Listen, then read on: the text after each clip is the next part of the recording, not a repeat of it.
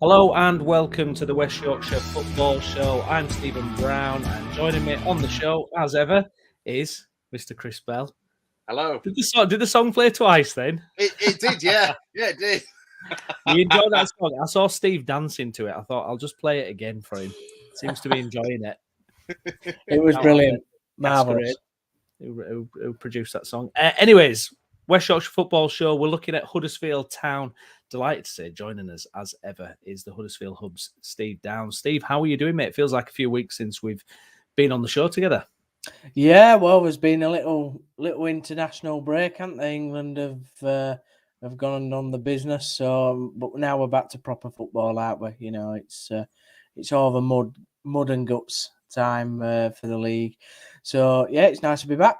Nice to see you. Cracking shows throughout this evening, so well done on both of you. Thank you very much. Much appreciated. So massive news on Huddersfield front, and the picture looks a lot brighter than certainly I think when we last spoke, where it was quite doom and gloom. Now the takeover, it's kind of in place, and the guy who's taken over, US businessman Kevin Nagel. I hope I'm saying that right. Yeah, it's fine. He's not coming on, is it? He'll be fine. Well, he could. He's got an open invitation, Kevin. You know, if you want to get, Kevin, if you want to come and exchange views with myself, you are more than welcome, my friend. I will give you the lowdown of the last 14 years of the club. Exactly, beat by beat. Steve, your first impressions of the takeover then? How excited are you? What's your general feeling about it?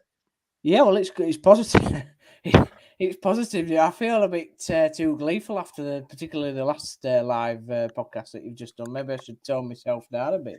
But no, please, we need some light and sunshine. Oh, well, I don't know if you'll always get that with me, but you will this week because, yeah, it's been a great announcement. Obviously, needed to happen. We all know where the club was really with Dean. And so... the club announced that a consortium was going to take over. Music's come on again. That's fast. Can't stop it, can you? So the announcement was made that there was going to be a consortium. It was a bit all shrouded in mystery, really. So I'm glad that we've had another week out, really, to now find out some more information. Then they made the announcement that Mr. Nagel or Nagel, I'm going to go Nagel, I think. Yeah. Kevin Nagel's going to take over. I think it still is a consortium, though. He's going to be the front man, really. And then I think that there are other people behind the scenes that haven't yet been revealed, but probably will be in the fullness of time, that will make up the full consortium and board. So, yeah, we know a little bit about him from Sacramento, which, if you're not into your geography, that is in California. So we're all going to start singing USA and eating sloppy joes at Huddersfield Town Football Club very soon. And I'll probably have cowboy hats on. So yeah, it's going to be an interesting ride. He owns Republic FC, Sacramento, and they've got an 11,000 seater stadium. The very community organised. From the research I've been able to do, they've made basketball courts, football courts, sports courts all around the Sacramento area for the community to use. They're very into community projects on different levels to do with different subjects. To be honest, I saw that they'd ran different disability initiatives and things like that, which is brilliant. So if he's going to bring all that sort of over and mix it into the party and create a team on the field that's going to be exciting to watch, then fantastic. They are in the process over there of building a new £300 million 20,000 stadium. The good news is he's already got one of these in Huddersfield. It might need a lick of paint, but he's already got one. So yeah, it's going to be interesting. I want to hear a bit more of what he's got to say, and I'm sure we'll hear what he has got to say close to the end of the season. I do have to say that the deal isn't fully done yet. It has all to be ratified by the EFL. It's got to go through legislative and very boring governance pieces of paper, all of which us football fans do. Well, some of us do like to look at. But we'll let's be hopeful that the deal goes through and everything goes swimmingly. Realistically, he'd have to be pretty bad, wouldn't he, to fail the EFL's fit and proper test and get all the paperwork through. Well, look at some of the ownership that's gone through at different clubs over the years. So you should be fine. Let's just have a look at down the road at the big yellow skip. And the ownership situations that they've had at that club in the last 20, you could even go short, the last 10 years. But they have sorted themselves out now. Anyway, it's not Leeds United FC show, we're talking about Huddersfield Town. But yeah, I do want to hear more from him. I'd like to know the other backers behind him. I think I've got a suspicion that the people that have been in other projects with him, like the football club, will probably be the ones that are going to be the backers in this. There has been some quite funny discussion with Town fans this week of how much he's worth. One website stating he's only worth £5 million. Well, that is a bit of a worry, I'm not going to lie, but no, it's. Wow. I think that is off a spurious site somewhere, and he did sell his company for £2.3 billion pounds. And he's and he's and he's got various other stakes in other. I think it was medical sort of pharmaceutical company that he was involved in healthcare over there. So that was basically where he's made his money, but he has got minority stakeholdings in other sports clubs and projects. So he's a very busy man, and he seems to be quite, from what I understand, quite fans facing as well. I mean, he's got a Reddit page apparently, and he's on Twitter. I did find TikTok. that funny. I don't know if he's on TikTok. I mean, I'm on TikTok, but I very rarely use it. I did find it funny. I think before the announcement or just after it, I did look at his Twitter and he only had 2,000 followers. He's now jumped up to 5,000 followers. So he's going to do himself in some followers as well, which will be nice for him. I'm going to see if I can message him. I wonder if he's got his DMs open. No, I tried that for the hub. Unfortunately, he's not available for DMing, but I did follow him. So I hope, Kevin, if you're listening to this, because I'm sure you will be for research purposes, give us a little follow. Steven Downs too, and we'll have a little chat. DMs are open. Oh, DMs are open. DMs are open. I'm getting straight in there. Oh, get in there, yes. Well, let's get him on the route. We'll have him on. Let's say the route. Welcome to Yorkshire. The West Yorkshire Football Show. Yeah. Let's get him on it. Come on. I'll send him a really professional email. Hashtag get Kev on. That should be there. Yeah, that'd be what a scoop that'd be. Oh, that's it. That's the plan, boys. That's the plan. It's interesting as well because now with new ownership, I mean, it puts a completely different complexion on the season as a whole, and a couple of decent results as well, Steve, back to back. Aye, and talk's been about off the field, but on the field, Neil's just gone about his business and got us a few points. It'll be very tasty tomorrow to see, I think, what the EFL are going to do with Reading. If you're listening, anybody from the EFL, please put them down 6 points. That would be great.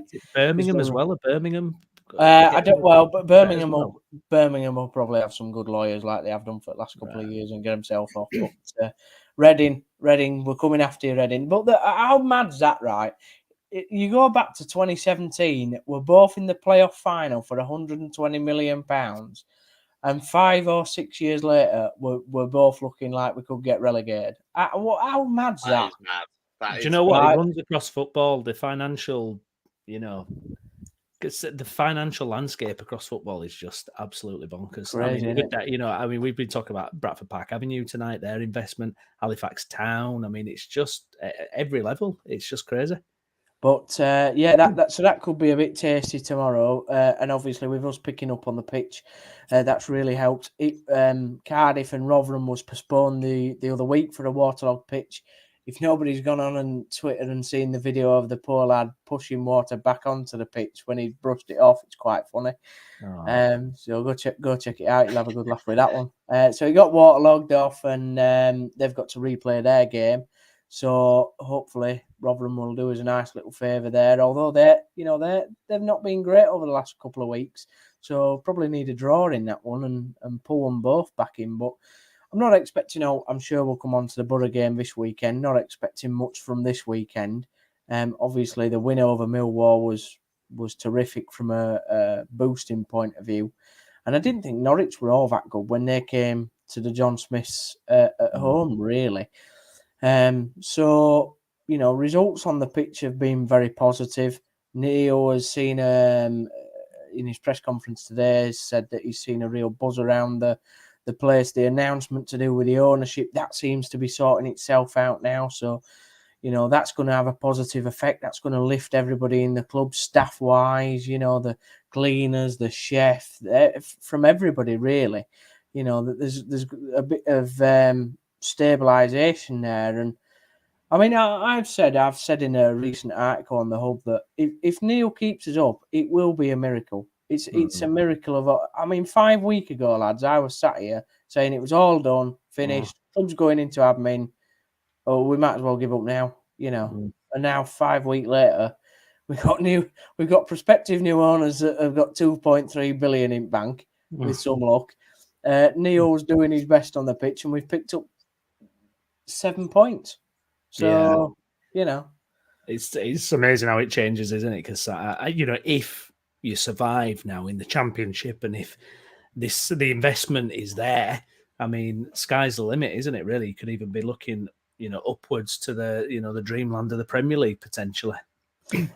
Well, let's not get ahead of ourselves just yet. I'm going to clip it up. I'm going to clip it up when you say we're going to the Premier League. No, that you won't ever get me to say that, because 12 months ago, well, not even that's whatever it was. Yeah, nearly 11 months ago, we were obviously in the playoff final, and I was sat there at Wembley against Forest thinking, the miracle might happen again. So, no, I don't ever say that we deserve or we're going to the. I'm not a Leeds United fan. I don't have preconceptions. We're there, mate. We're already there. No, I know you're there, but the circles of football will come back down. And I heard that Lewis on the podcast before saying Bradford Park Avenue might never win the Premier League. You never know. People's done it on Football Manager. Why can't it be done on real life?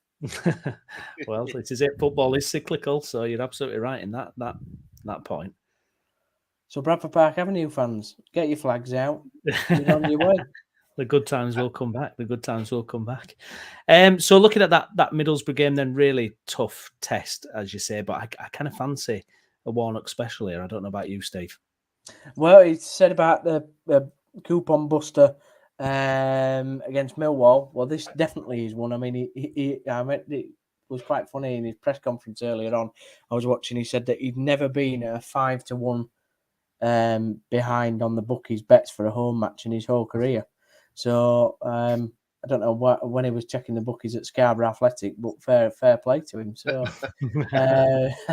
no, Boro, the informed team. Michael Carrick's done a great job there. He's like the darling of football, isn't he? It's like we saw a couple of seasons ago with Frank Lampard. It's the same sort of thing. He's the new kid on the block and doing really well with Boro. I mean, I wanted to potentially him to get the town job. He was definitely a candidate that was up there, and it was sad that we didn't get him, but we're in the position that we're in now, and you can't ever bet against Neil. That's the thing. No. He comes up with little tricks, doesn't he? So the thing that worries me is that they have got the quality to pounce on any mistake that we make. I mean, literally any mistake. They beat Preston 4-0, I think, a couple of weeks ago and just blew them off the park. So, if we get a draw on Saturday, I will be ecstatic, to be honest. I mean, a point against Boro is a good result. And then you look at the other fixtures and they're all easier, really, aren't they, after that? I mean, they're difficult fixtures, don't get me wrong, Watford, Blackburn, but after Boro, you potentially say that they do get slightly easier. So, That last game of the season against Reading as well. If Reading get the points as well, can you imagine if it goes down to that game? Mate, I've been sat there when we've been playing Barnsley, and there's about 4 teams going down back in 2013. Oh, I remember that. Yeah. Yeah, I will never forget it for the rest of my life.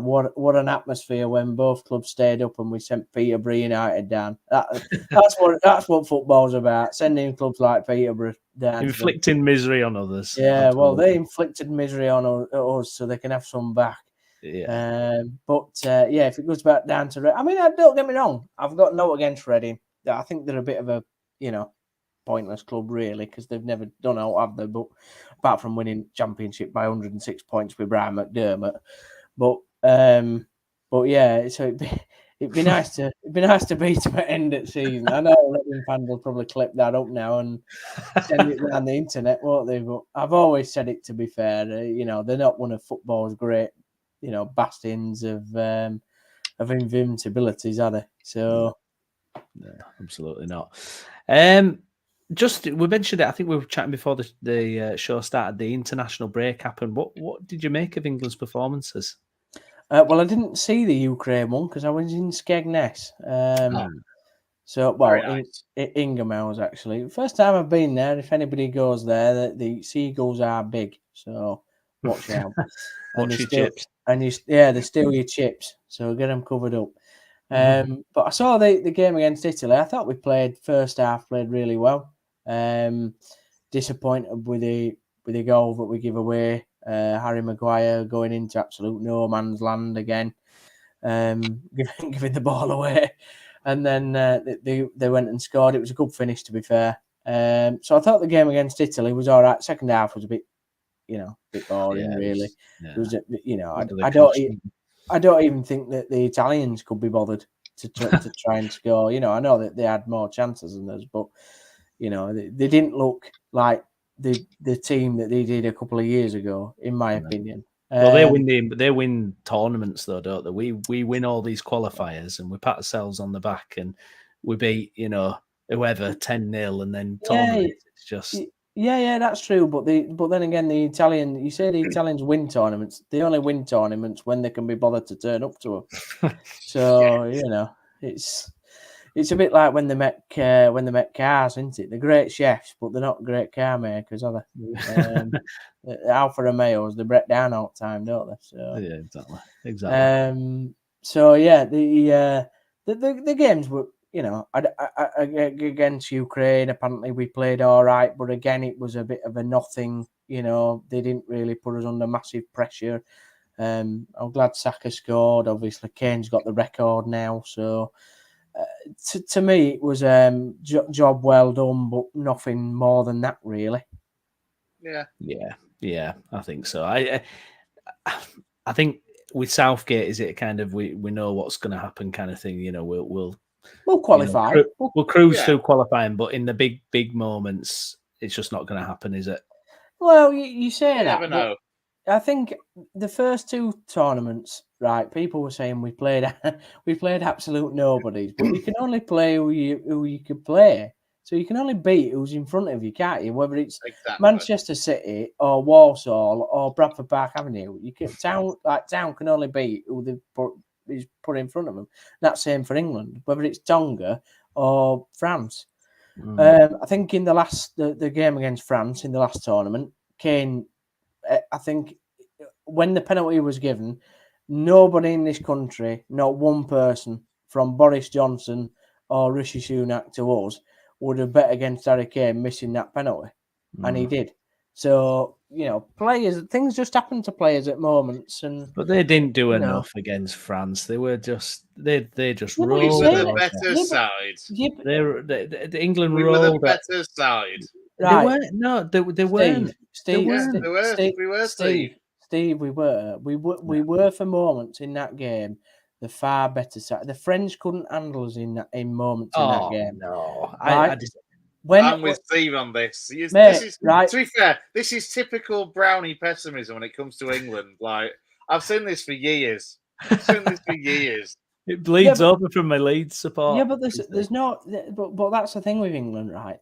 A lot of the time, you either get 2 types of fans: those that think that we're going to win the World Cup every year, You too. Every 4 years. No. Whoa, don't lump me in with Mr. Fozzie fan over there. Fozzie's #1 fan. Don't lump me in with him. I'm realistic about football. Not thinking that some jumped up Scotsman from Germany is going to be next Alex Ferguson. So, I think I've got a bit of balance. They had the best player in the world who produced 3, well, not 3, but I'd say 1.5 amazing goals, right? And the other one was a bit crap, which we should have defended better. But we were the better team for moments in that game against probably the best team on the planet, right? I know Argentina won it, but they were certainly not better on paper than France. So I think people are really harsh on Southgate. Yeah, we don't play amazing football. Jeez, Neil Warnock don't play amazing football, but if he keeps us up, who cares? Yeah, but look at the tools Southgate has. Look at the attacking. But no, do you know what it is? All I'll say about that France game is the reason why I say that is for me, it was a bit timid. When we were 2-1 down, we weren't throwing everything at them. We weren't, guts and glory. It was just kind of. So you wanted it to be weak. You wanted it to be guts and glory and lose 7-0 then, yeah?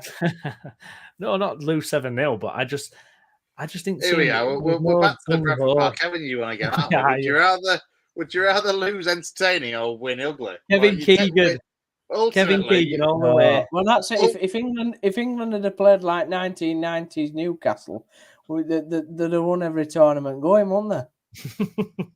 It'd be fun. I love it if we beat them. I love it. Yeah, classic, absolutely classic. Anyways, back to Huddersfield Town then. So it's looking a lot brighter, Steve. What do you sense the mood is amongst the fan base with the takeover and things? Do people feel good about this? Do you think are people a bit kind of worried about what's around the corner and who it is because they don't know much information about it, or is it, generally speaking, is everyone on board and just happy that there's a resolution to it? We've all got our USA flags out, 20,000 of them in the stadium. Do you know who your next manager is then? Oh, yeah, Bob Bradley. Not Bob Bradley. It's your old mate, isn't it, Ted Lasso?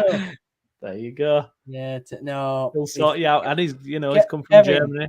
Kevin, if you're watching this, don't go near Jesse Marsh, right?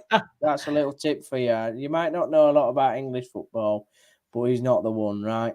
And neither's Mark Fotheringham. Good lad.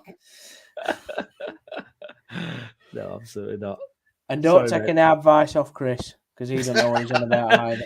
Fotheringham will be back. Yeah, Fotheringham will be direct. I absolutely refute this bullcrap claim that I am Fotheringham's biggest fan. I'm not. Mate, it's too late now. I'm taking this nonsense from you, Downs, for fucking far too long. Mud sticks. Yeah, you're the only one throwing it. You're the only one launching it for no reason.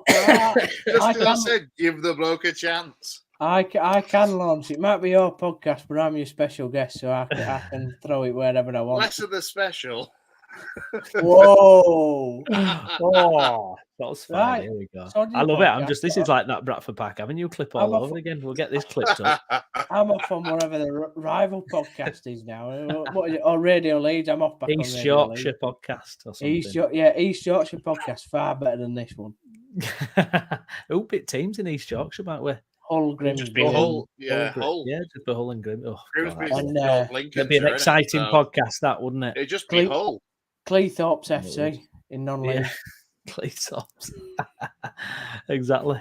Good stuff. Well, Steve, pleasure chatting to you as always, mate. It's good to see that things are turning round for Town. It's nice to see you happy and optimistic. Yeah. Cheers. It's I'll be nice to you now, Chris. Don't worry. I'm going to test to see if the music's still playing. By the way. Oh, you're not going to play. It's gone. There we go. It's gone. Lovely. I didn't hear it this time. No. I've managed to. It's all fallen to press something, and it's worked. You've done well all evening, right? You've had all these nice podcasts on. When it comes to me, you can't be bothered. That's what it is. I know. We're going to have to start scheduling in at 4:30 when we're still fresh and alive. That's it. No, it's the best till last, mate. Saving the best till last. No, I think we should get a few Budweisers out in celebration of Big Kev coming in.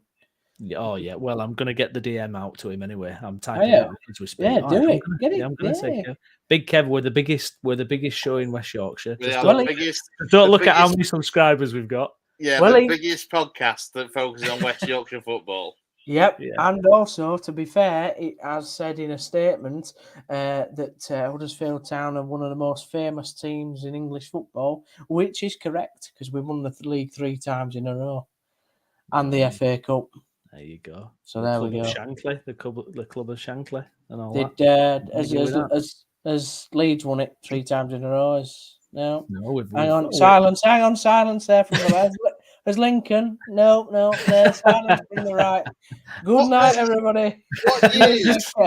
What years were those wins, Steve? Does it matter? How old were you? Minus 112. Did Lincoln even exist as a town when Town won it? That's what all I want to know, mate. All I want to say is we were the original Real Madrid, and we played better football than Newcastle in the 90s. So there we go. There we go. And we can't dispute it because there's no footage. So there we go. There is footage. If you actually, was a proper, professional presenter on this podcast, you'd have done your research. He's swiping at you now, Steve. Fair fans, I'll go straight on YouTube after this. And you know what? You can't clip it because it's factually correct. I've got editing tools. I can do something. Have you? I'm sure. You're clever. You're clever. You are. We try. Good stuff. And on that note, Chris has had enough. He wants to go, doesn't he? You can just he's had enough. This banter's too much for Chris. We've been doing this for over 4 hours. Yeah. It's your podcast, boys. You want to do it. Yeah, it's true. That's a good point. Can't argue with that. Yeah. Dropping truth bombs now, Steve. You shouldn't have spent 2 hours on Bradford Park, haven't you? We somebody wanted to resign. It was fully worthwhile. Yeah, fascinating stuff. Fascinating. Good luck to Bradford Park Avenue, anyway. Fellow Yorkshireman to other Yorkshiremen. Good luck. Exactly. Do you extend that courtesy to Leeds as well? Then I presume, Steve, or no, didn't think so. I do to Lincoln though, because except for Chris, every Lincoln fan. Good stuff, Steve. Brilliant. Thank you very much. If you've enjoyed the video, please give us a like. Please subscribe to the channel as well for more content on Huddersfield Town. Hopefully, we'll be getting Kevin Nagel on in a show soon. USA. Fingers crossed. But yeah, please subscribe to the channel for more content on Town and our other teams across the region. I've been Steven Browne. With me has been Chris Bell and also the Huddersfield Hub, Steve Downs. Thank you very much, guys. Cheers, guys.